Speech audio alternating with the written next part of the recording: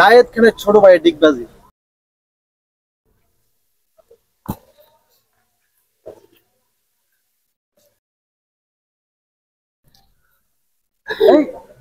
যে ডিগবাজিটা দিয়েছি এটা মনে করেন আসলে 100 পাওয়ারের ডিগবাজি। সাকিব খানের সাথে টক্কর দেওয়া যায় বাট এই মুহূর্তে না। এই মুহূর্তে প্লিজ। আর ভাই শুনেন, কি বলবো আসলে এখন ডিগবাজিটা কি আপনার কাছে খারাপ লাগছে? না ডিগবাজি ভালো হয়েছে। আপনি ডিগবাজি কিভাবে শিখলেন? ডিগবাজি শিখবো বলতে এটা সিম্পল একটা বিষয়।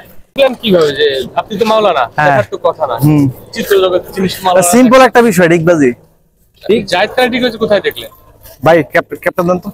ভাই ক্যাপ কথা এটা দেখেছি, দেখার পরে এটা ডিগবাজি আমি একবার দেখার পরে এটা দিয়ে দিছি। ক্যাপটাকে বললাম না এগুলো আমার কাছে সিম্পল বিষয়। কি তারকা হইতে চান? আমি তো আপনাকে বললামই তারকা হয়ে যাব। হয়ে যাবেন, মানে মানুষ হতে চায় আর আপনি হয়ে যাবেন এটা বলে দিলেন। আমি আপনাকে কনফিডেন্স দিলাম। অভিনয় এত সহজ? আমার কাছে খুবই সহজ। ভাই প্লিজ আজকের জন্য এখানে সমাপ্ত। মাওলানা ছিলেন আগে, মাওলানা থেকে এখন চিত্রনায়ক হবেন। হ্যাঁ, তো মানে এই ব্যাপারটা না আসলে আপনি কি ঘুমায় ঘুমায় স্বপ্ন দেখছেন না সত্যি কাহিনী সত্যি?